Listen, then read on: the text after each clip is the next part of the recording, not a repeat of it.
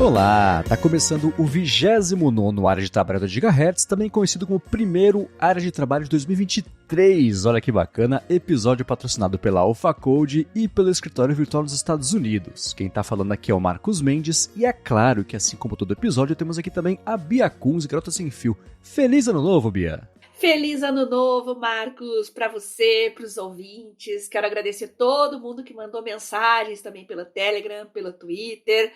E conforme prometido, estamos aqui, segunda semana de janeiro, voltando e fervendo de pautas, porque 2023 promete, hein? Promete. Tô bem feliz que a gente tenha a oportunidade de voltar aqui, continuar fazendo podcast. Vou dar spoiler aqui, que um dos meus objetivos desse ano tem a ver com isso, então a gente fala sobre os objetivos aqui já. Quero começar o ano perguntando para você, Bia, se você anda fazendo muito Pix para quem aparece no seu Twitter aí anunciando, como é que tá? Já deu presente para alguém de Natal, Ano Novo? Olha, vou te contar uma coisa, Marcos. Cada um faz o que quer no seu perfil. Tem muita gente que fala com razão, reclama que as redes sociais viraram mendicância virtual, mas cada um faz o que quer com as suas redes, certo? Agora, anúncio, post patrocinado pedindo Pix, meu Deus do céu, é a primeira vez que eu vejo, eu fiquei meio em choque, comentei isso no Twitter. Aí teve uma pessoa que falou assim, é do fulano, até identificou, né? Eu falei, é esse mesmo. Tá funcionando a campanha da pessoa então, né? Você já tá famosa por ser a pessoa que pede dinheiro pelo Pix, pede Pix no Twitter, né? É verdade. Mas eu fiquei chateada, assim, por diversos motivos, né? Primeiro eu levei um susto, né, da pessoa fazer um post pago para pedir Pix, tá? É um choque, né? Mas aí eu li lá, a pessoa é bolsista, é pesquisadora, inclusive da área biomédica, me deu uma partida no coração, assim, porque ele tá naquela fase entre mestrado e doutorado, ele não pode abandonar a pesquisa dele, aí ele fica sem bolsa. E aí eu fui ver os comentários, eu violei aquela regra, não leio os comentários. Eu violei essa regra, fui lá, as pessoas não têm a menor ideia do que é um bolsista. O brasileiro médio ainda acha que é uma pessoa que ganha dinheiro para ficar sentada assistindo aula. Aí eu falei, olha, tá tão errado esse post aqui em tantas coisas que deixa para lá. Mas tirando esse caso à parte, muitos perfis estranhos assim estão aparecendo na minha timeline como patrocinados. Não só empresas, assim, até aí normal, a gente está acostumado a ver. Mas pessoas físicas mesmo. Algumas apareceram bem interessante. Um era um post com um projeto de bioestatística, assim, que eu até achei interessante, né? Eu falei, pô, que legal. Daí que eu vi que era promovido. Tinha a ver com a minha timeline, porque eu sigo muito esse tipo de coisa, né? Outro com um projeto de robótica, divulgando o projeto. Falou, pô, bacana isso. A pessoa tá fazendo um post promovido, mas para divulgar o projeto dela. Alguns de financiamento coletivo para outros projetos. Achei interessante. Mas tem uns... Eu não vou comentar. Eu vou me abster de comentar. Não tem nada a ver com o meu perfil. Eu olhei assim e falei, mas por que isso está aparecendo para mim, meu Deus do céu? Enfim, se vocês perceberem, vai ter mais realmente pessoas físicas patrocinando, impulsionando seus posts do Twitter. Isso faz parte aí da estratégia do Elon Musk, né? Como eu disse, tem o lado positivo, né? Pessoas com projetos que às vezes é da sua área de interesse, é o que você segue também no Twitter, então é um anúncio, digamos assim, relevante, a pessoa está tentando ter um engajamento, ter mais seguidores interessados naquele assunto, eu acho isso bem legal. Mas, por outro lado, acho que a pessoa que impulsionou o anúncio também não soube tabular muito bem o alcance. Não sei no Twitter como que isso é tabulado, mas, gente, chegou umas coisas pra mim que meu Deus, não dá. Né? O Twitter, o que está acontecendo é que muito anunciante grande pausou anúncios, parou de anunciar por conta da incerteza, tudo isso que a gente sabe que tem acontecido com o Twitter nos últimos meses. E aí agora sobrou o inventário de anúncios que são as modalidades mais baratas, que aí sim são pessoa física basicamente anunciando, esses que a gente está vendo por aí, isso que você comentou, né? Então muita gente comentou que tem visto anúncios mais desse tipo, que era uma coisa que é curiosa. Eu lembro que aparecia muito no Instagram há um tempo, perfil promovido, post promovido, que também tinha essa pegada de a pessoa ou tentar divulgar o próprio trabalho dela, um fotógrafo, uma fotógrafa, coisa assim, mais caseira a operação, mais espartana a operação. E no Twitter um analista de publicidade mesmo falou, o que está acontecendo é isso, agora a gente está vendo muito desses anúncios que são os mais baratos, porque é quem está comprando para anunciar, porque as marcas grandes que a gente costumava ver, elas estão esperando para ver o que vai acontecer, para aí sim ver se volta a anunciar, se investe em outro lugar e tudo mais. O que tem sido positivo para a Meta, né? Porque o Facebook, as ações estão contrariando a gravidade aí de todo o resto do mercado e tem subido desde que trocou lá o comando do Twitter, o que é curioso. Uma coisa que eu vi que você pergunta no Twitter relacionada a isso, eu imagino, é alternativas de bons clientes de Twitter, né? Para Android, que eu vi que estava em busca. Isso. Então eu estou abrindo, eu vi várias sugestões aqui, eu vou instalar, vou experimentar. Muito tempo atrás eu usava o Ecofon, que inclusive eu usava em Android e iOS também, e era muito bom. Como ele era multiplataforma, eu consegui usar em todos os meus dispositivos. Tinha um cliente para Mac, inclusive, que era muito bom. Mas agora eu estou em busca de uma alternativa, essencialmente mais Android, se tiver para Mac também, para iOS, beleza. E o pessoal me sugeriu no Twitter diversas opções, eu vou instalar, eu vou experimentar aos poucos e mais pra frente eu vou mostrar pra vocês quem foi o eleito. Ah, boa. Pode ser gratuito, pode ser pago, eu acredito que pago seja melhor, porque eu uso muito, não tenho tantas redes sociais, vocês sabem que eu tô focada em Twitter e Telegram, então eu já tô com o Telegram pago, eu não me importo em alavancar um pouquinho os níveis de customização no meu Twitter também. Tô para experimentar o Twitter Blue, tô só esperando passar essa onda essa bagunça que tá, mas eu pretendo experimentar o Twitter pago também, por curiosidade. Mas com relação a um cliente pago, eu vou começar a procurar já. Aceito sugestões. Boa, eu ia chegar exatamente aí, porque eu sei que no Android sempre teve uma escassez de bons clientes de Twitter. Eu sei que o pessoal usava no começo um que era o Firebird, e aí tinha um outro com nome parecido também de algum outro pássaro, né?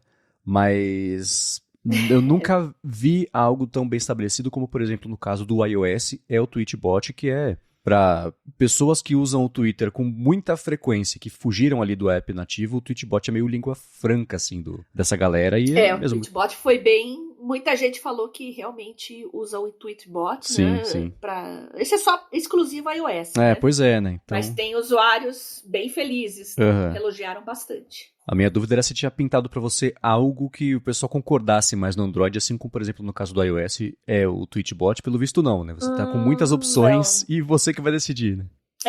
Pois é. Teve muita sugestão e eu vou experimentar, vamos ver. Boa. Então, o que for mais bacana, conta pra gente que eu coloco aqui na descrição, que eu tenho certeza que muita gente vai curtir essa dica, porque... Já tô anotando aqui, pautas para 2023, Twitter para Android. E você tá anotando com uma caneta diferente? Como é que você tá fazendo a anotação? Eu estou usando a caneta que eu ganhei do nosso ouvinte, o Maurício Bonani. Muito obrigada, eu tô matando as saudades da minha Bic 4 cores. Não é uma Bic 4 cores, é a versão americana, né? Poxa, Maurício, obrigada. Bateu uma saudade aqui. No episódio das canetas, eu comentei que eu tive essa Bic, que no lugar é uma Bic 4 cores, só que no lugar da tinta verde, ele tem uma lapiseira, que para mim é bem mais útil que a tinta verde, né? Então, só que não vende no Brasil. Eu comprei há muitos anos, acho que numa Target ou num Walmart, nem sei, uma loja dessas popularizou nos Estados Unidos. Achei muito legal e adorei. Aí eu perdi, ou me roubaram, eu acho que foi no hospital isso.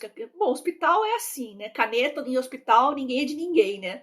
Você deixa em cima do balcão ali, o pessoal passa a mão mesmo e já tá... Às vezes nem é por maldade, pensam que é para usar ali e já estão pegando. Mas eu senti muita falta da minha Bic. Obrigada, Maurício. Eu fui curioso porque teve esse episódio e aí ele mandou no Twitter assim pra mim, escuta, a caneta que a Bia comentou no podcast é essa aqui? E mandou uma foto promocional, né, que ele achou, sei lá, na Amazon, coisa assim. Falei, isso aí é próprio. Ele falou, beleza. Aí deu uns meses, ele falou, então, tá chegando aí. Eu fiquei com ele uma... mandou duas. Então, ele mandou 3, tá? Eu fiquei com duas. Uma, as outras 2 estão aí com você. Não, ótimo. Eu tenho um backup aqui, o que me favorece, né? Eu posso usar com mais vontade. Uhum. Eu tenho várias aqui, e para esse ano, nós vamos falar de metas daqui a pouquinho, né? Uhum. Tem algumas canetas tinteiro que eu gostaria esse ano, assim, só que eu sou meio chata, sabe? Eu funciono muito à base de sistema de recompensa. Uhum. Então, eu tenho alguns projetos novos agora para 2023. Eu não vou conseguir comentar tão cedo com vocês, porque eu vou conseguir ajustar isso melhor depois do carnaval, não é para agora.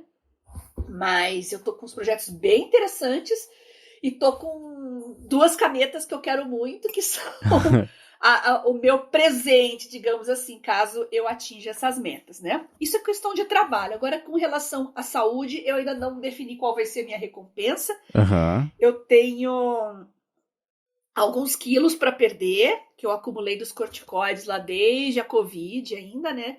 E o Trenfia, que é o meu medicamento novo, que eu vou dar entrada agora, eu tenho que passar por um monte de burocracias e tal. É um imunobiológico, então você não pode tomar como se fosse Dorflex, né? Então não é um remédio simples assim. Você tem que provar que, por exemplo, que não tem tuberculose, que você está apto realmente a tomar esse medicamento, né? Uhum. Então eu já adiantei para vocês as minhas metas aí, tá vendo? E eu coloquei 2 canetas tinteiro, né? O que interessa aqui, que vão ser as minhas recompensas caso eu atinja meus objetivos esse ano. Se vocês quiserem saber qual que é, vocês comentem, mandem mensagem, mais pra frente, em outro episódio eu falo, tá bom? Beleza. Então vamos começar com um follow-up aqui em relação às últimas semanas, né, de pausa. Começou, a galera foi escutando, se atualizando, mandando follow-ups aqui pra gente. Mas antes disso, eu quero tirar um minutinho do episódio para agradecer a AlphaCode, que segue, é claro, patrocinando aqui o Área de Trabalho e quer falar com você que tem um produto, se você tem uma empresa, um projeto que já passou da hora, mas ainda dá tempo de você fazer um bom aplicativo bacana para lançar ainda nesse ano. Se você já tem um aplicativo que está abandonado, está encostado, a meta é, puxa, precisava atualizar, você pode falar com a AlphaCode com desconto, ainda por cima você consegue fazer ou atualizar seu aplicativo. A AlphaCode é uma empresa especializada no desenvolvimento de aplicativos para empresas que querem fazer a sua transformação digital. Ela fez mais de 200 apps já, tanto para o Android quanto para o iOS, que foram baixados mais de 20 milhões de vezes. Então, se você tem essa ideia, se você tem esse plano, se você tem essa necessidade de desenvolver, de ter um aplicativo para aumentar a sua presença no mercado, né? Hoje em dia que não tem aplicativo, você sabe que já começa uns quilômetros para trás aí na corrida contra a concorrência. Então, se você já tem um aplicativo que você não atualiza faz tempo, está lá, né? Você está meio enrolado de atualizar, ou então se você não está se valendo de APIs bacanas e as possibilidades bacanas atuais, tanto do Android quanto do iOS, a AlphaCode consegue te ajudar com isso, ela sabe o que está fazendo, é ponta firme, e você pode fazer isso com desconto ainda por cima, só porque você escuta aqui o Área de Trabalho. Para fazer isso, é só você acessar o site alphacode.com.br, vou soletrar, alphacode.com.br, aí você bate o papo com eles, comenta o que você precisa, diz também que escuta aqui o Área de Trabalho, e pronto, você faz seu aplicativo, você atualiza seu aplicativo com desconto, com quem sabe o que está fazendo. Então, mais uma vez, acessa lá, alphacode.com.br e resolve de vez nesse ano o seu aplicativo. Muito obrigado, AlphaCode, pelo patrocínio mais uma vez e contínuo aqui do Área de Trabalho e pelo apoio a toda Gigahertz. E olha quanta coisa a gente fala aqui de ideias de aplicativos, né? Hoje a gente está falando de cliente Twitter para Android, né? Eu estou sentindo falta de customizações, de ferramentas diferentes, mas você pode também criar o seu aplicativo do zero para sua empresa, ou então se você tem ideia, de repente, de fazer uma rede social para uma determinada categoria profissional, para um grupo específico de pessoas com o mesmo interesse. Enfim, ideias é o que não faltam. A diferença é que você que ouve o Área de Trabalho pode tirar sua ideia do papel graças a esse incentivo que a AlphaCode está oferecendo aos nossos ouvintes. Aproveitem. Isso aí, muito obrigado. E vamos lá, follow-up sobre as últimas semanas. O Samuel Costa escutou o episódio que você fez um excelente review do OneNote e ele comentou que não é só para quem assina o Office. Ele falou que ele usa há anos aí por conta do Hotmail dele, que no PC ele usa o OneNote para Windows, no Android também. Ele falou, inclusive, que tem até notas compartilhadas com a esposa dele e que fez a faculdade 100% no OneNote. Tem treino da academia também no OneNote, planejamento de viagem, até as notas adesivas sincronizadas com o PC dele, porque ele adora mesmo esse aplicativo. É verdade, o OneNote é muito poderoso. Às vezes as pessoas ficam muito ligadas nessas soluções mais recentes, né? Inclusive no YouTube, né? Os entusiastas de produtividade e tal estão sempre falando das mesmas figurinhas de sempre, né? Notion, Obsidian, entre outros. Mas a gente já tem um aí que está há muito tempo no mercado, que está integrado com a Suite Office, que é muito bom, é muito poderoso. Só tem aqueles probleminhas que eu falei com relação a espaço, a você gerenciar o número de cadernos de acordo com a capacidade do seu dispositivo. Mas tirando isso, é uma solução perfeita. Eu realmente, faz tempo que eu não uso a minha conta gratuita, tá lá ainda, né? Então eu realmente não sei quais que são as limitações da conta gratuita, da conta paga da Microsoft, né? Mas bom, Samuel, que bom que você trouxe essa informação pra gente aqui, que você não precisa ser assinante pago do serviço, né? O gratuito também pode usufruir de todas as ferramentas do OneNote.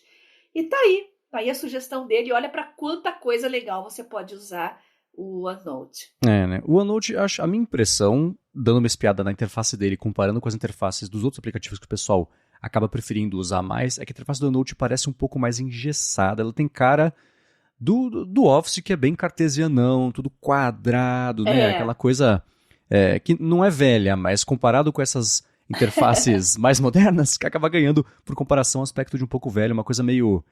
Sei lá, que cara de Office. Isso, né? Que, assim, tem muita coisa escondida em muita aba, muita opção, né? Então, acho que isso pode acabar assustando um pouquinho a galera que nunca mexeu em nenhum. Você vai mexer em qual? No Office cheio de aba ou nesse aqui que tem uma interface bonitinha, feita para mobile, não sei o que, acaba preferindo os outros. Mas não tem nenhuma dúvida de que o OneNote é mesmo tão poderoso quanto você já provou, na verdade, que ele é. Né? Em compensação, quem usa muito, né? Word, Excel, etc, pode se sentir mais familiarizado em vez de procurar uma outra solução. Por que não aderir a uma que já está integrada ao seu ecossistema, Sim, né? tenho certeza que a diretoria de produtos do OneNote fala exatamente isso para justificar a interface ser assim, né? Já é familiar, né? Para muita gente é uma vantagem, né? Claro, sem dúvida. A gente também recebeu um outro follow-up sobre mensageiros antigos, outra pauta que comentamos anteriormente aqui. O Michel Bushman falou que o ICQ existe até hoje. Lembrou a gente que o ICQ tá firme e forte.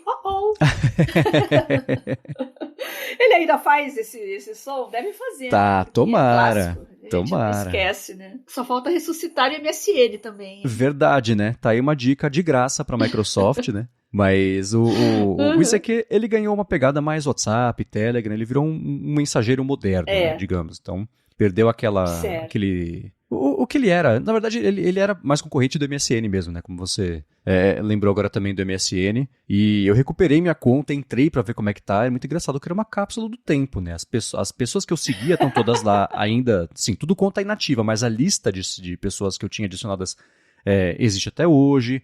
A descrição tava tudo de quando eu tinha, sei lá, 10, 11, 12 anos, que é quando bombou o ICQ. Eu entrei logo no comecinho, né?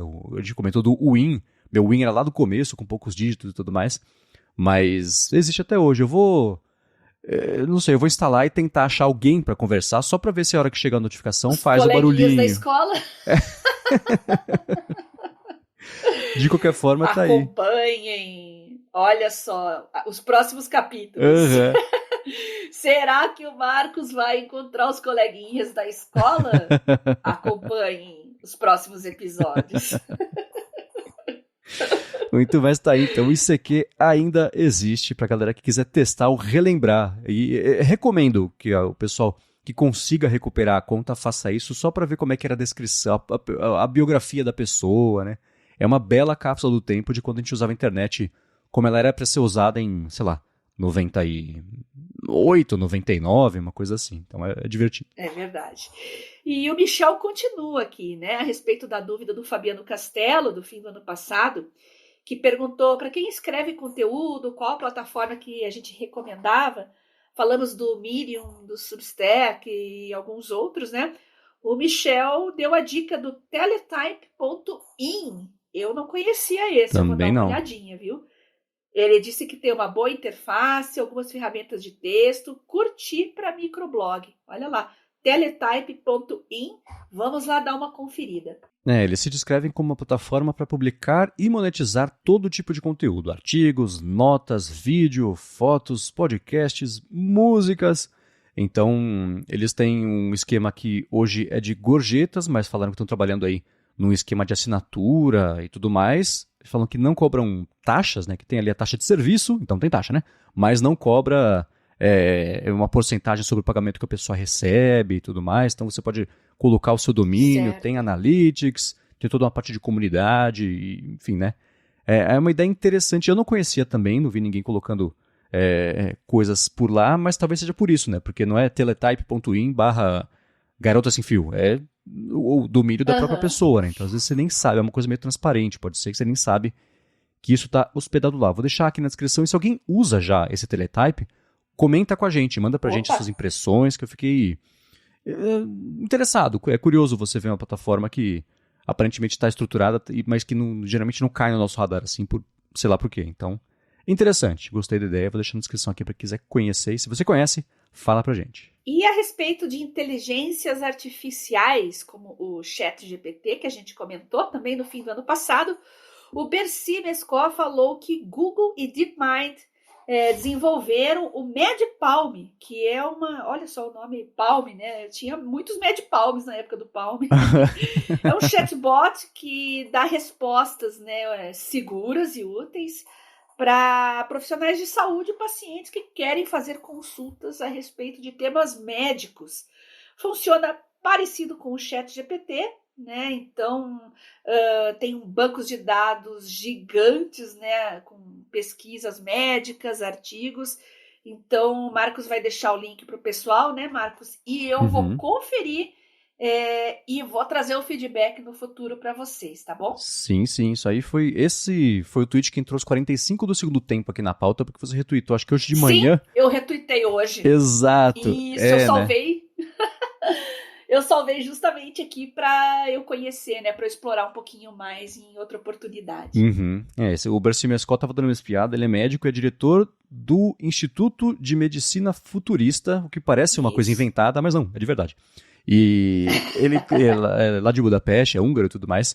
E é promissora essa tecnologia, né? Curioso que isso é uma coisa que o Google desenvolveu junto com a DeepMind, que no fim das contas é do Google, porque as últimas semanas, o último mês, na verdade, foi dominado pela discussão do ChatGPT, como ele é basicamente o futuro da busca online e como o Google está ficando para trás, não por preguiça, não por incapacidade técnica, mas por responsabilidade, porque o que o ChatGPT responde não tem nenhum tipo assim, as pessoas não vão confiar nele por enquanto, não vão depender dele por enquanto para achar uma resposta certa sobre alguma coisa.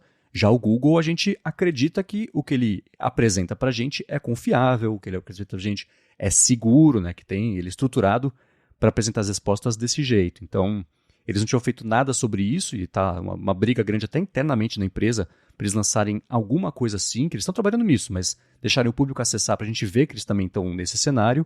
E justamente nesse mercado de medicina, de saúde, eles estão mostrando agora essa, não uma resposta ao ChatGPT, mas usa mais ou menos a mesma tecnologia, só que saúde a gente sabe que você tem que ser muito confiável, além do mínimo, porque você mexe com a vida das pessoas, informação que, assim, se você passar a informação errada, se a pessoa chegar numa informação errada por conta do que o seu mecanismo de busca apresentou, ela pode morrer, né? Então existe uma responsabilidade gigantesca. Aí é bacana ver o Google com a DeepMind fazendo algo nesse sentido, já deixando as pessoas, talvez, de um jeito limitado por enquanto, acessarem, começarem a experimentar, ver qual é, porque, sem dúvida, o jeito que o ChatGPT apresenta respostas é o futuro da busca online, né? Não tem dúvida disso. Exato. E para quem tem Telegram, eu deixei no meu canal do Telegram a dica de um chatbot desses para Telegram mesmo. Deixa eu ver qual que é a arroba dele bem certinho aqui. @OpenAI Chat _bot. OpenAI chat, tudo junto, aí underline bot. Então, esse é um bot do Telegram que eu achei bem impressionante também. Eu faço já estou fazendo algumas perguntas da área médica para esses bots, assim, meio que para testar, para conhecer. Eu procuro fazer perguntas não óbvias, mas perguntas contextualizadas. Por exemplo, um determinado gene que tem alelos diferentes. Eu pergunto separadamente qual que é o impacto genético daquele gene e qual que seria o impacto imunológico daquele gene. Uhum. E até agora as inteligências artificiais estão respondendo bem direitinho. Eu até pretendo pegar uma prova de hematologia que eu tenho aqui e responder toda com inteligência artificial. Eu já fiz essa prova, gente, eu não tô colando não, tá? É uma prova antiga e eu quero fazer o bot responder ela, mandar para minha professora e perguntar quanto de nota ela daria. Aí depois legal. eu conto para ela que foi uma inteligência artificial. Legal. É bom porque ela fica esperta. Se tiver algum malandro querendo colar na prova usando essas ferramentas, ela já vai ficar de prontidão também, né? Uhum. Meio que eu vou entregar o ouro aqui. Mas é interessante para você ver até que ponto um chatbot desses pode responder uma prova de uma disciplina que eu tô falando da área médica, mas em tese pode ser qualquer assunto, né? Né? Esse assunto... A Joanna Stern, no Wall Street Journal, fez um vídeo que ela tem feito vídeos bem engraçados e curiosos e pertinentes, ou de review de produtos novos, ou de tecnologias novas, como foi aqui o caso do ChatGPT. Então ela fingiu... O conceito do vídeo é ela fingindo ser uma aluna de uma faculdade, uma escola americana, e entregando trabalhos de literatura, de revisão de livro, escritos, na verdade, pelo ChatGPT, e colocando lá os professores para darem a nota, analisar e tudo mais. E aí, um professor comenta, ele fala assim, putz, isso aqui é inevitável que as pessoas passem a usar. Então a gente tem que achar o melhor jeito de integrar isso, a forma que a gente produz os trabalhos e que dá as notas, porque é claro que existe quem vá só copiar e colar um texto gerado pela inteligência, mas o risco da pessoa tirar nota baixa é grande porque quem manja muito dos assuntos que as inteligências estão gerando a resposta consegue achar onde está uma inconsistência, né? No próprio Stack Overflow, que é lá aquele grande fórum mundial de tira-dúvida de programação, foi proibido a resposta do ChatGPT porque ele dá respostas muito eloquentes, mas que não fazem sentido, né? Então, isso pode confundir. E teve até uma notícia que pintou esses dias de um professor da Universidade Americana que pegou lá uma aluna usando o ChatGPT para entregar uma prova, um trabalho, porque existe uma ferramenta que acho que é da própria OpenAI, eu vou procurar e deixar aqui na descrição, que você cola o texto e ela te dá a probabilidade do texto ter sido ou não gerado por uma inteligência artificial, né? Porque tem ali aí sim, hein? Então é a contra-tecnologia para essa tecnologia nova, as duas sendo feitas pela mesma empresa, né? Que é curioso. Esse próprio chat do Telegram que você mandou é da OpenAI, né? Que é quem está fazendo aí o chat GPT, né? Então é inegável que esses bots vão mudar o jeito que as pessoas pesquisam ou geram até conteúdo. Então, o desafio vai ser como integrar isso, especialmente para a escola, que deve ser um pesadelo hoje você dar aula para molecada, assim, porque telefone, cola, prova, essas coisas, tudo misturado, né? Então, deve ser um desafio. Não invejo o desafio, o trabalho que esse pessoal tem e admiro muito quem enfrenta isso aí no dia a dia. De qualquer forma, eu vou deixar aqui na descrição para quem talvez ensina e está com medo de que os alunos e alunas possam passar a usar aí as inteligências para escrever alguma coisa. Já tem uma ferramenta aí para contra-atacar isso aí, para quem precisar. Importante. Tem muitos professores que nos ouvem aqui, né? Uhum. Então, tem que ficar esperto, viu? Olha, a malandragem corre solta e os estudantes não estão dormindo no ponto, não. Definitivamente não. As mentes do mal vão usar as inteligências artificiais até para colar na prova. Tem que ficar ligado aí com as colas modernas. Eu não sei se você viu, Marcos, mas a Microsoft está querendo integrar isso ao Bing também. Uhum. Você viu alguma coisa sobre isso? Eles são investidores da OpenAI. Então, existe aí um alinhamento de mercado, de estratégia. Então, é curioso pensar que talvez o Bing saia na frente disso, porque o Bing, desde que ele foi lançado, ele é a piada dos buscadores, porque, né? Era na época lá do Ballmer, que ele inspirava muita confiança, né? Então, mas é curioso. Eu tava pensando nisso. Já pensou o Bing ser o Google Killer? A ironia dos séculos, né? Nem de um só, de múltiplos séculos. E eu cacei rapidinho aqui, o nome da ferramenta é GPT-2 Output Detector Demo. Então tem essa... Pera aí que eu vou anotar também. Aham. Pode falar de novo? GPT-2, que é a versão anterior da tecnologia Certo. do GPT, Output Detector Demo. Se você precisar, tá aqui na descrição, tá, Bia? Beleza. É que eu já anoto aqui do lado, porque terminando a gravação, eu já corro lá para conferir. Boa. Então, Marcos, vamos falar de metas de ano novo, dos objetivos para 2023, já que esse é o primeiro episódio do ano. Já antecipei algumas coisas para vocês, né? Então eu tenho algumas metas profissionais, como eu expliquei direitinho. Eu não vou poder definir isso agora tão cedo, vai ficar para depois do carnaval, por questões de agenda e compatibilidade de projetos também. Mas eu tô mais focada na parte de saúde, porque se eu realmente não tiver saúde, eu não vou conseguir fazer nenhum outro projeto. Sem dúvida.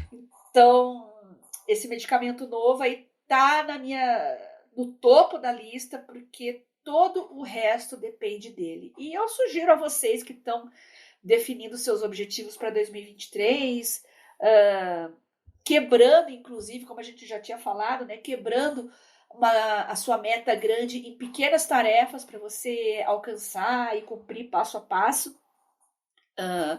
As de saúde, na minha opinião, tem que estar sempre no topo das prioridades, porque tudo o resto da sua vida, pessoal, profissional, familiar, depende de você ter uma boa saúde, bem-estar.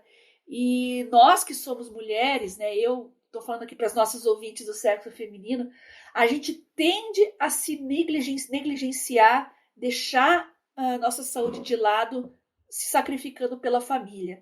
Isso é parte do universo feminino mesmo. A gente coloca as pessoas muito à nossa frente e a gente se esquece. Isso é muito errado, porque mais lá na frente a gente paga o pato e para consertar os problemas depois é tarde demais. Então, não se esqueçam que 50% das mortes no mundo inteiro são decorrentes de problemas cardiovasculares, que em muito se deve a estilo de vida ruim, péssimos hábitos, etc. Tudo que vocês já sabem. Então, a minha sugestão é: coloquem saúde como prioridade número 1. E você, Marcos, qual que é a sua prioridade número 1? A prioridade é assim, eu no ano passado comecei a prestar mais atenção em saúde, comecei a fazer, né, aquilo que eu comentei já, de corrida, ao mesmo tempo personal, então eu sempre fui muito magrelo, comecei a ganhar massa, só que de um jeito instruído e controlado, e junto também com o cardio da corrida, foi uma coisa que melhorou bastante meu índice de saúde. Então, como eu disse, eu nunca fui tão saudável quanto eu fui no ano passado. Para esse ano, não é um dos objetivos que eu vou listar aqui, que a gente tinha falado, na lição de casa, objetivo pessoal, profissional e tema livre. Mas está um pouco relacionado talvez ao tema livre, porque eu quero fazer mais do que eu fiz no ano passado, que foi o primeiro, foi o treino, né? Agora vai ser de verdade. Então, eu vou quebrar um pouco a ordem e já respondendo a sua pergunta, para o tema livre, eu coloquei aqui que eu vou correr sem risco, é difícil, né? Mas ainda assim, de um jeito seguro, a meia maratona, que eu já me inscrevi para fazer no final do ano, acho que em outubro, novembro, que eu vou fazer junto com o meu irmão, então 21 quilômetros em São Paulo, que é na Marginal lá, um percurso grandão, óbvio, né? São 21 quilômetros, mas para isso eu vou ter que melhorar o meu desempenho ao longo do ano. Eu cacei aqui, eu corri 436 quilômetros no ano passado, então eu tenho que, no mínimo, fazer mais do que isso nesse ano. Não vai ser difícil, quer dizer, se eu não me machucar, né? Porque no ano passado eu me machuquei, então de maio a julho eu corri pouquíssimo, 4, 5 vezes. Então foi bem pouco mesmo. Comparado com fevereiro, eu corri 21 vezes, por exemplo, depois 13 vezes e 12 vezes em setembro, outubro, depois 10 vezes em novembro, 12 na verdade. Então, eu mantendo esse ritmo que eu vinha no final do ano passado e usando isso como a base só para eu chegar no final do ano e correr essa meia maratona aí, tem algumas corridas que a gente comprou também para fazer ao longo do ano, acho que a cada 2 ou 3 meses, que a gente vai fazer de 10 km, que a gente fez no ano passado, já uma de 10, e foi bacana, foi seguro, né, não machucou, nada assim. Então, a saúde é manter e melhorar com a base que construí no ano passado, para que o objetivo do tema livre, que é correr essa meia maratona de um jeito seguro possa acontecer. E é no final do ano de propósito, né? Tem um ano inteiro aí para planejar, e eu tenho a sorte de já estar num patamar bacana, né? Seguro e saudável para construir em cima disso. Olha, isso que você falou é muito interessante. Você já faz a inscrição para uma coisa lá na frente, então a sua consciência meio que já se coloca no prumo e fala: opa, agora eu não posso furar mais. Uhum. Então você fica mais motivado e fica com um senso mais de urgência de incorporar aquele objetivo no seu dia a dia. Sim, sim. Eu tô falando nisso porque eu lembrei que quando eu voltei a andar, depois que eu fiquei um tempo em cadeira de rodas, eu também coloquei como objetivo fazer uma corrida de 5K. Uhum. Só que por questões médicas eu nunca pude ir além dos 5K, porque eu tenho como sequela, uma das minhas articulações do tornozelo era ligeiramente fora da posição. Então o risco de lesão é muito grande. Quer correr, tudo bem, mas não faça mais que isso, porque você pode acabar lesionando essa articulação.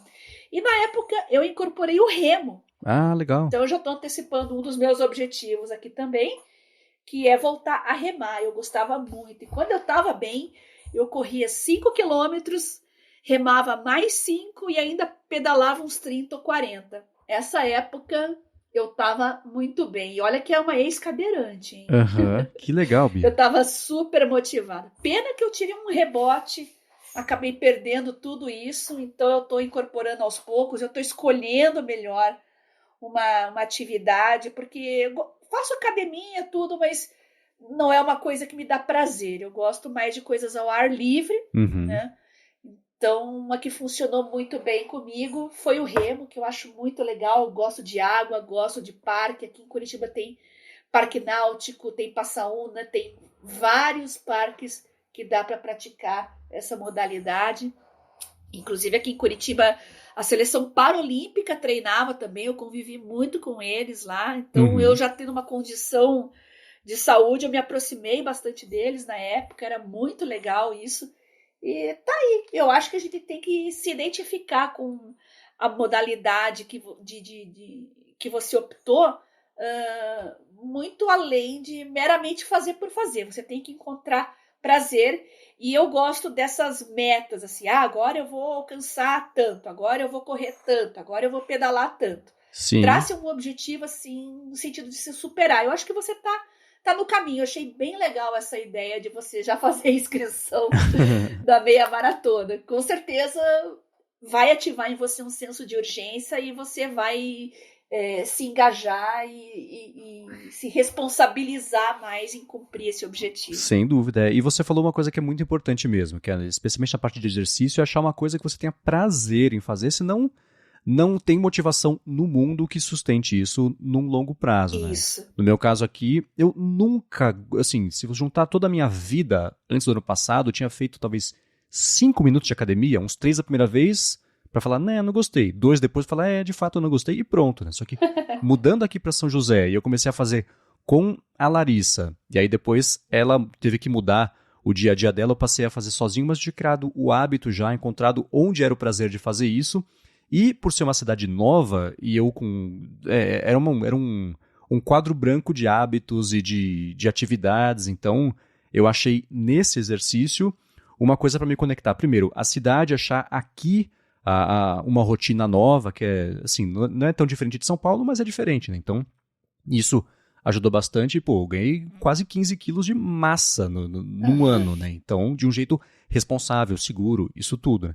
Então, eu acho que você encontrar o prazer, às vezes é aprender mesmo o prazer, né? Se eu escutasse isso há 2 anos, eu ia falar, quer aprender o prazer? Ou você gosta ou não gosta? Não. Existe uma zona cinza entre o 0 e 1 aí, que é no hábito, no experimento e vendo, mas encontrar o prazer em fazer atividade física é o mínimo do mínimo, que senão não vai virar um hábito, não cola, não pega, não tem jeito. Exato. Tem gente que gosta de praticar atividade sozinho, tem outros que gostam de equipe. Se você gosta de estar no meio de pessoas, então, por exemplo, ciclismo é uma coisa legal, encontrar um grupo de ciclismo, que vocês façam pedaladas juntos, é bem interessante. Para quem é mais individual, esses curtem mais academia e tudo mais. A corrida é uma boa opção também. Se bem que corrida também tem grupos, né? Então dá para você socializar, mas dá para você fazer de uma forma mais individual também. Tem aplicativos, né, para quem nunca correu, que funciona como uma espécie de coach, digamos assim, de corrida. Aham. Inclusive monta agenda para você, não só de corrida, mas de treinos de fortalecimento, que é muito importante para quem corre Sim. também. Então, tem aplicativos, tá? O Runkeeper tinha essa modalidade aí de treino, que era muito legal para iniciantes. Inclusive, para iniciantes, o primeiro 5K era gratuito, eu lembro porque eu fiz. Mas tem uma série de aplicativos hoje de fitness, de exercícios. Se você tem um watch ou tem uma pulseira, pode incorporar isso também no seu wearable. Então, olha, se você gosta de tecnologia, desculpa para usar a tecnologia para se movimentar, é fácil, tá? Aham. Então, vale a pena. Para corrida eu comecei no ano passado com o Nike Run Club, aplicativo da Nike, e eles têm o Coach Bennett, que é o diretor mundial de corridas da Nike, um cara super divertido, e ele faz as corridas guiadas com você. Então você começa a falar assim, putz, anda rápido, só isso, a gente vai dar rápido 2 km, e o treino de hoje é esse. Você vai aos pouquinhos evoluindo, e os treinos são temáticos, né? Ele fala, putz, 5 km, eu vou te fazer uma pergunta a cada quilômetro, você vai pensando na resposta e tudo mais, então vai te distraindo e você vai correndo sem perceber que está correndo, né? Porque você vai ocupando ali a cuca com isso. Então, o aplicativo da Nike ajudou muito nesse comecinho, lá para janeiro, fevereiro, março do ano passado. O que é ruim sobre ele é que ele não deixa absolutamente nada de fora do app acessar os dados. Então, o aplicativo de saúde do iOS, por exemplo, não tem acesso ao mapa da corrida, cadência, nada assim. Existem apps que são feitos para você pegar os dados, exportar para outro lugar e tudo mais, mas é um trabalhão. Então, para começar, eu acho que o aplicativo da Nike é bacana, porque tem isso que você comentou da parte social individual, né? Você pode adicionar as pessoas, você vai vendo o desempenho das pessoas, isso por comparação, para mim, pelo menos, ajuda muito e funciona muito bem. Mas hoje em dia eu estou usando o Strava porque ele é bem mais aberto. Eu consigo, por exemplo, usar o aplicativo nativo de exercício do Apple Watch e sincronizo, puxo depois para o Strava, ele puxa direitinho o mapa da minha corrida, a cadência, a elevação do terreno. Tem toda uma parte social bem bacana, que os segmentos da corrida, ele pega a sua corrida inteira, sei lá, 10 km, divide por segmentos por onde eu passei na cidade e fala, nessa ladeira aqui, você foi a 70ª pessoa mais rápida nesse ano, nessa semana, ou desde o começo do mundo, né? Homens, mulheres, por idade. Então isso vai ajudando você a entender melhor até onde dá para ou forçar um desempenho, ou só como é que está a cadência, como é que está o desempenho da corrida. Então o Strava ele tem sido bem útil para essa segunda etapa, digamos, de corrida, que é o expandindo um pouquinho até o alto desafio, né, de fazer essas corridas. Então são 2 apps aí que eu recomendo para quem quiser experimentar a corrida nesse comecinho aí do ano. Já que você falou de ecossistema, no caso da Nike, né, a Garmin também, 10 anos atrás, né, quando eu experimentei, usei, gostei bastante da solução deles, também tinha esse problema de não se integrar com os sistemas de Google, Apple e tal. Se algum ouvinte utiliza, conta pra gente o que mudou, como que tá, porque eu tô bem curiosa em saber mesmo, porque eu gostava muito, era muito preciso, era super interessante a plataforma, mas eu não sei como que tá hoje. Seria ótimo se ela se integrasse com Apple Watch, com Google Health, Samsung Health. A gente tem várias aí das principais hoje em dia que fazem micromonitoramento também, batimento cardíaco, tudo em tempo real. É bacana você ter esses dados todos integrados numa plataforma única, né? Então, sem dúvida. Já convido os nossos ouvintes a entrar em contato comigo. Meu Twitter é @garota_sem-fio. Você pode mandar uma mensagem pessoal para mim lá no Telegram também, @biacunze. Boa. Agora vamos lá. Chegou de verdade agora a hora de falar dos objetivos das 3 categorias.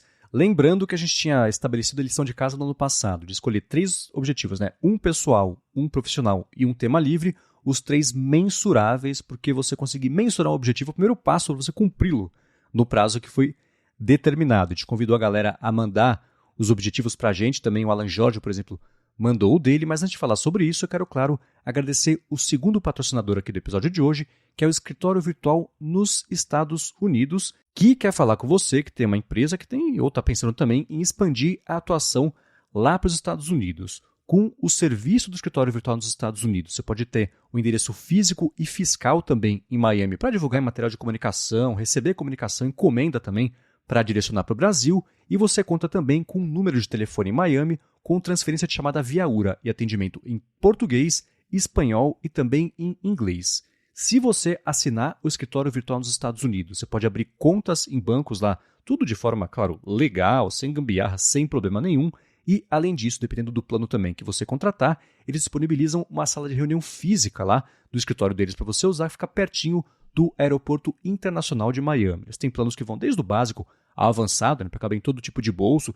Tem muito influenciadora, por exemplo, que usa o escritório virtual nos Estados Unidos para ter essa presença, o endereço principalmente para receber mesmo encomendas. Então, de empresas grandes até o pessoal, uma presença bacana só no Instagram, por exemplo, está usando lá o escritório virtual nos Estados Unidos. E para você ver os planos que eles oferecem, entender direitinho como funciona, acessa escritório virtual nos eua.com.br. Lá você pode tirar todas as suas dúvidas ou por meio de um formulário de contato, um FAQ também, até por WhatsApp, né? Então acessa lá escritório virtual nos eua.com.br e dá o primeiro passo para a expansão internacional da sua empresa nesse comecinho de 2023. Muito obrigado, Escritório Virtual dos Estados Unidos, também por patrocinar continuamente aqui o Área de Trabalho e pelo apoio a toda a Gigahertz. A quantidade de pessoas que está expandindo seus negócios para os Estados Unidos ou mesmo indo para lá, principalmente na área de tecnologia, na área de desenvolvimento, está crescendo muito e vocês que ouvem o Área de Trabalho não podem perder essa oportunidade. Aproveitem isso que o escritório virtual nos Estados Unidos está oferecendo para os ouvintes e para toda a nossa comunidade aqui do Área de Trabalho e coloque como suas metas e objetivos de 2023 expandir os seus horizontes. Muito obrigado ao escritório virtual por patrocinar o Área de Trabalho e dar essa forcinha aos nossos ouvintes para alcançar os seus objetivos. Muitíssimo obrigado. E vamos lá. O Alan Jorge mandou para você lá no Telegram os objetivos dele para 2023, que são iniciar o desenvolvimento de um aplicativo ou de um jogo, estudar e tirar o JPL N5, que ele mora no Japão, né? Então é uma certificação, me parece, de idioma por lá, conseguir um certificado Python, perder 5 quilos, aí, um objetivo mensurável bacana para ele, voltar a fazer gerenciamento financeiro pessoal. No comecinho do podcast a gente fez um episódio bem bacana, bem completo sobre isso, eu vou deixar o link aqui na descrição, e também voltar a escrever. Ele falou que no passado escreveu textos que foram publicados lá no site da saudosa revista Mac+, abraço Sérgio Miranda, e ele parou por causa da faculdade. Interessantes os objetivos dele, né? Legal, conversei com o Alan, desejo muito sucesso aí nos seus objetivos, bem interessante, né, o fato dele morar no Japão e tudo mais, então a questão de voltar a escrever é uma coisa que faz parte do nosso desenvolvimento pessoal, que é uma coisa muito importante, eu colocaria quase pau a pau com a saúde, porque é uma forma de higiene mental, é uma forma de saúde mental, né? Você escrever ou aprender um idioma, né? Porque mantém a sua mente ativa, você está desafiando, né, a sua parte cognitiva a crescer, a melhorar, e tanto escrever como aprender um idioma é uma coisa que traz melhorias em diversos outros aspectos cognitivos na sua vida. Isso já tem vários estudos mostrando isso, que ativar diferentes partes do cérebro trazem um ganho global para as demais áreas também. Então, achei muito legal aí os objetivos do Alan. Sim, sim. E vocês que estão escutando aqui, que quiserem também compartilhar com a gente os objetivos de vocês, mandem pra gente, manda pra Bia no Telegram, manda pra mim lá no Mastodon também, @MVCMendes, que a gente pode trazer aqui. Se você não quiser que a gente cite seu nome, não tem problema, a gente não cita, só fala pra gente, tem que saber, né? Mas a gente compartilha os objetivos, que é bacana a gente saber o que o pessoal está pensando em fazer, tem como objetivo, porque pode inspirar as pessoas a terem ideias do que fazer, a entender melhor, até um jeito talvez de mensurar esses objetivos, né? A parte mais eficiente de conseguir fazer isso. Então mandem, que a gente vai gostar muito, e tenho certeza que você também vai ajudar muita gente a encontrar os próprios objetivos aqui para esse ano. É verdade. Agora eu quero saber de você, Bia. E aí? Então, os meus objetivos profissionais eu vou delinear melhor depois do carnaval. Agora, quanto ao pessoal e ao tema livre, eles são muito próximos, né? Um é uma questão da medicação, né? A questão da medicação é muito importante, que eu já comentei com vocês. E do tema livre, eu coloquei a minha relação com determinados tipos de alimento. Por quê? Uhum. Eu não consegui achar base científica, não achei artigos que comprovem, mas tem certos alimentos que pioram o meu estado inflamatório da minha doença, então eu tenho que evitar. E eu coloquei aqui carboidrato refinado, que é derivado basicamente de açúcar, farinha. Eu já tive respostas muito boas cortando açúcar. Essa é uma conquista aí de anos anteriores que eu coloquei como meta, que eu alcancei muito bem. Meu paladar até mudou. Eu não consigo mais comer coisas doces. Eu ganhei muita coisa de Natal e de fim de ano que eu simplesmente não consegui comer. Eu tive que dar, porque meu paladar realmente mudou muito. Meus familiares ficaram bastante felizes, né? Eu falei, pra você. Todo mundo gostou disso, né? Mas, além do açúcar, farinha, derivados. Eu gosto muito de massas, mas pão, todo mundo, ninguém vive sem pão, né? Mesmo pão integral e tudo mais. Eu vou fazer esse teste aí. Eu já fiz alguns testes algumas vezes, notei alguma melhora, mas eu quero saber se realmente tem alguma correlação. Gente, não é fácil tirar pão da sua vida. Não é fácil. Eu já percebi que eu pensava que era o glúten. Até falei isso muitos anos atrás, comentei no Twitter se o glúten teria alguma relação com doença autoimune. Não achei nada na literatura, mas eu vi muitos relatos, de forma empírica mesmo, gente falando que tirou e melhorou diversas condições de saúde. Eu desconfio que talvez seja alguma outra proteína, algum outro componente do pão industrializado, porque os de fermentação natural eu não tenho esse problema. Agora, até descobrir qual que é a molécula, qual que é a substância vilã ali responsável, vai um longo tempo. Então, meu objetivo de tema livre é tirar determinados itens da minha alimentação e eu já sei que não vai ser fácil. Boa. Bom, a mensuração é essa, né? O nível de dificuldade. Essa aí é nível hard.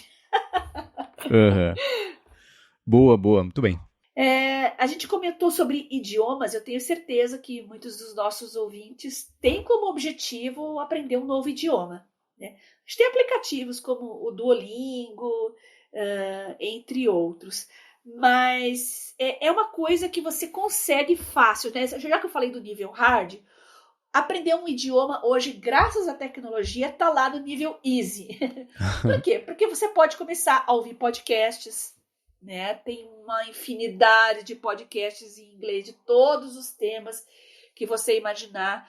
Tem até podcasts em inglês que eles colocam que é para estrangeiros, não fica aquela aula chata de inglês em formato de podcast, porque são temáticos, são assuntos, então você se envolve no assunto que está falado e as pessoas que comandam os programas, elas falam um pouco mais devagar, não utilizam vocabulário tão difícil. Então, além dos aplicativos e dos podcasts, tem vídeos, tem filmes. É uma coisa muito fácil de incorporar no dia a dia. E eu sugiro aos nossos ouvintes que querem aprender um idioma, que coloquem na sua lista e comecem a incorporar desde já. Boa. E você, Marcos? O que você tem para falar dos nossos ouvintes aí com relação a objetivos? Vamos lá.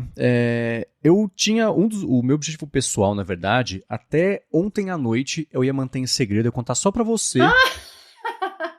Mas isso tudo mudou porque a ideia que eu tinha era de fazer um aplicativo específico. Eu tive essa ideia conversando lá com a Marília Guimarães, no lado B, que eu e o Rambo gravamos com ela, porque ela é uma pessoa que gosta muito de visitar as lojas da Apple. Ela tem quase como um hobby isso, sempre que ela viaja ela vai atrás e tudo mais, visitou já um bando de loja.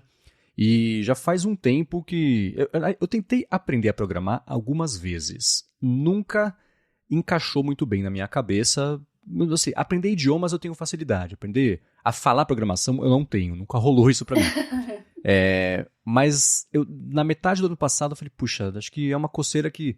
Eu tenho esse pensamento com tanta frequência que eu tenho que enfrentar o desafio, né? Quebrar, sair do lugar, sei lá, da zona de conforto e tudo mais. Então, eu passei a fazer as lições do Swift, que tem aquele Swift Playgrounds que é mais para criança. Comecei a fazer o curso aquele de Stanford, o CS 193P, que o Rambo sempre recomenda para aprender a programar, mas ele estava um passo à frente do que eu conseguia entender para sair ali do zero, né? Então, eu estou fazendo agora os 100 dias de Swift UI, que é de um cara chamado Paul Hudson, que ensina desde o básico. Ele tem 2 cursos, tem os 100 dias de Swift e 100 dias de Swift UI. Ele próprio fala assim, se você não está começando do zero, faz direto o Swift UI. E tem alguns módulos do curso, é para fazer 100 dias seguidos, mas nas férias eu parei de fazer. Mas completei basicamente o primeiro módulo, que é só da teoria. Então, foram 14 dias aprendendo todo o básico e as categorias diferentes de você organizar os dados e tudo mais, tudo isso dentro de Swift, para, a partir de agora, ter uma parte um pouco mais prática e começar a fazer na unha exercícios e tudo mais, para aí sim exercitar o conceito que eu vi aprendendo aqui ao longo das últimas semanas do ano passado. Então, conversando com a Marília, eu falei, putz, tá aí, achei um aplicativo que eu vou querer fazer, que eu acho que é um jeito, não é um aplicativo que deve ser complicado de fazer, mas ainda assim é divertido, que seria uma espécie de um app para você catalogar as lojas da Apple por onde você já passou e tudo mais, talvez com informações úteis sobre o horário de funcionamento e tudo mais. Só que ontem, antes de dormir, eu vi que saiu lá no 95Mac uma matéria falando de um aplicativo que faz exatamente isso. Então, já que a ideia já existe, já está no mundo, falei, bom, não vou mais manter segredo.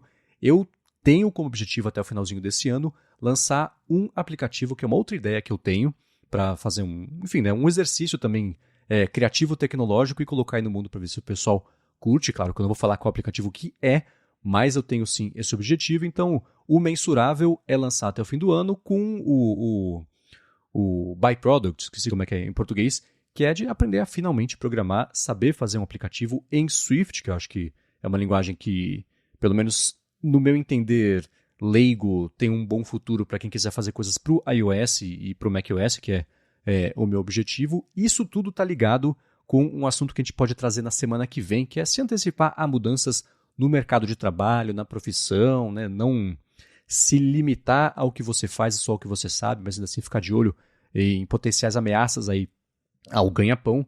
Então está um pouco ligado a isso, mas no fim das contas mesmo, é uma vontade antiga que eu tenho de aprender a programar.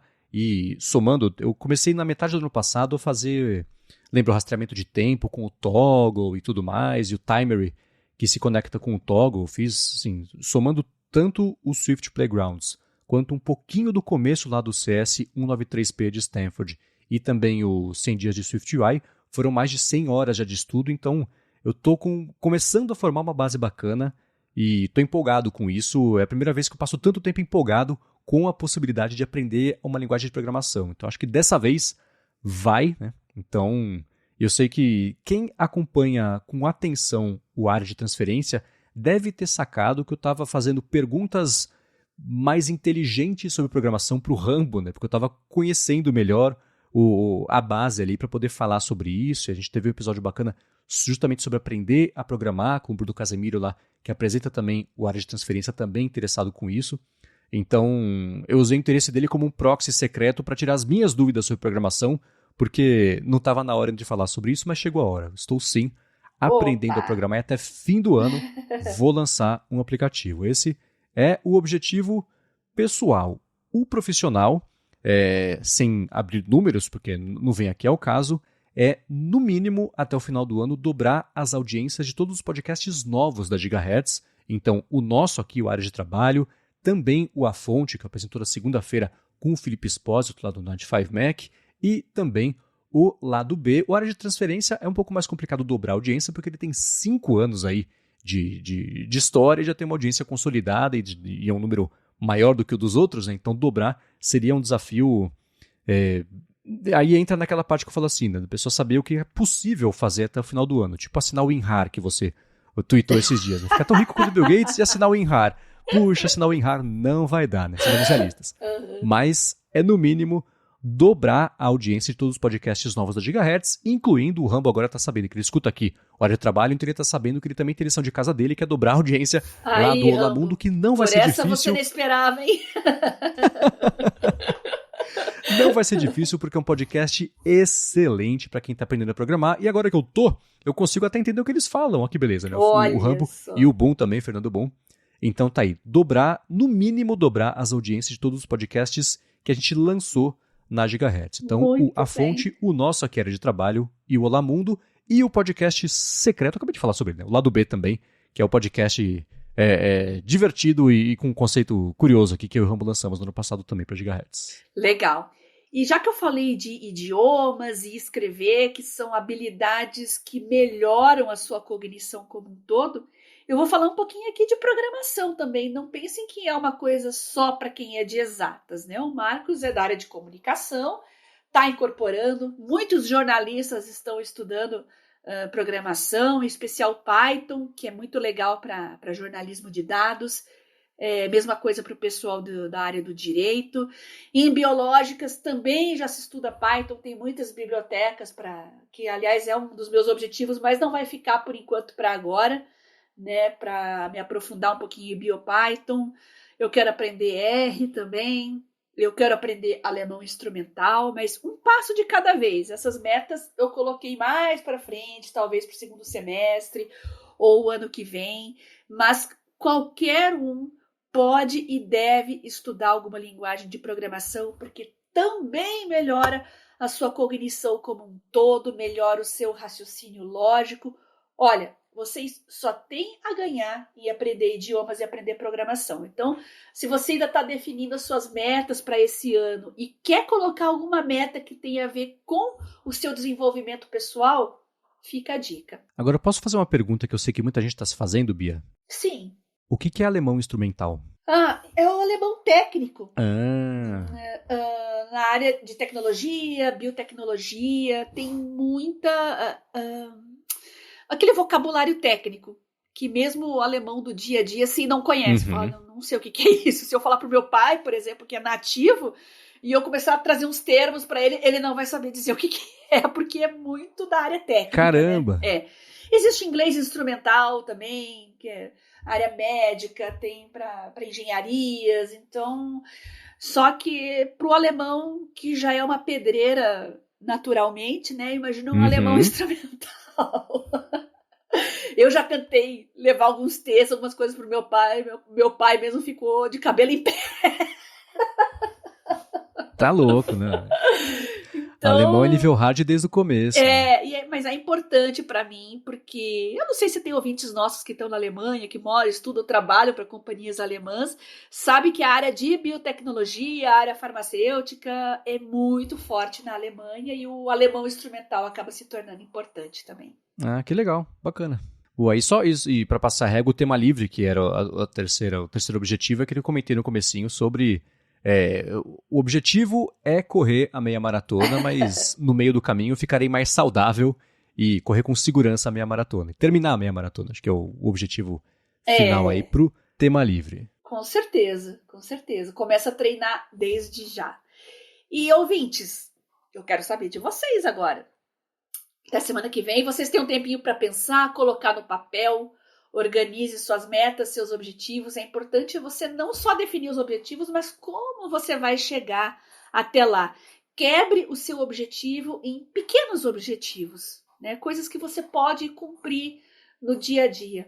Enfim, quebrar o todo em pequenas partes para que você atinja no final o pleno. Então compartilhe com a gente, meu Twitter, @garotasemfio, mas você também pode mandar em privado para mim, lá no Telegram, @biacunze, e como o Marcos já falou aqui, se vocês quiserem, a gente não fala o nome nem nada, mas é interessante que vocês falem não só o objetivo, mas usando alguma ferramenta.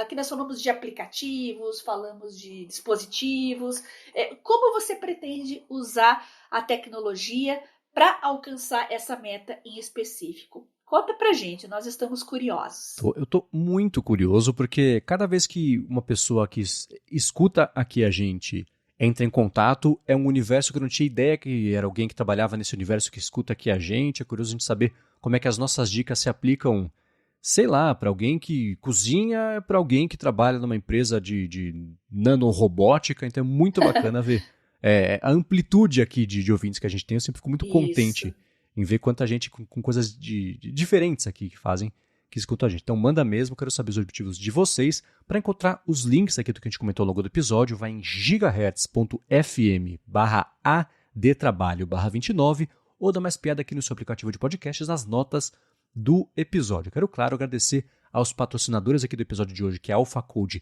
e Escritório Virtual nos Estados Unidos, a vocês que escutam especialmente, que estão chegando aqui hoje, que estão conhecendo hoje aqui nessa retomada do horário de trabalho, porque te recomendaram. Muito obrigado a quem recomendou, obrigado a você que seguiu a recomendação e está chegando por aqui também. Espero que seja um podcast bacana e útil para você. Recomende para mais gente ainda para ajudar a cumprir o meu objetivo, que é de dobrar aqui as audiências dos podcasts. Deu uma força aí. Sim, vamos ajudar. Até o finalzinho desse ano, obrigado de coração. Isso ajuda muito, recomendação, review, então. Mas especialmente recomendação, né? Porque a gente sabe que círculos pequenos de amigos, a gente confia muito no que nos recomenda. Então, se você conhece alguém que vai curtir o área de trabalho, conta para essa pessoa e espero que a gente corresponda à expectativa. E obrigado, claro, Bia, a você por mais uma vez ter ajudado a gente aqui a ter uma vida mais produtiva nesse episódio específico, sabendo planejar para chegar no final do ano e falar, beleza, cumpri aqui os meus objetivos. Eu que agradeço você, Marcos, por participar, pelo convite para participar desse projeto tão maravilhoso, os ouvintes que nos prestigiam, que fazem isso acontecer, aos nossos patrocinadores. E eu reforço o convite, recomende o podcast para um amigo, um conhecido. Como o Marcos disse, a gente tem uma amplitude de profissionais, né, muito grande. A gente não fala restritamente para pessoas da área de tecnologia, porque a tecnologia já faz parte da vida de praticamente todo mundo, de qualquer área, de qualquer profissão. Então, se o podcast fez, de algum modo, diferença na sua vida ao longo de 2022, recomende para alguém iniciando de 2023 e ajude o Marcos a alcançar suas metas. É isso aí, muito obrigado mais uma vez aqui pela audiência de vocês. A gente volta na semana que vem. Beijoca sem fio a todos e até semana que vem.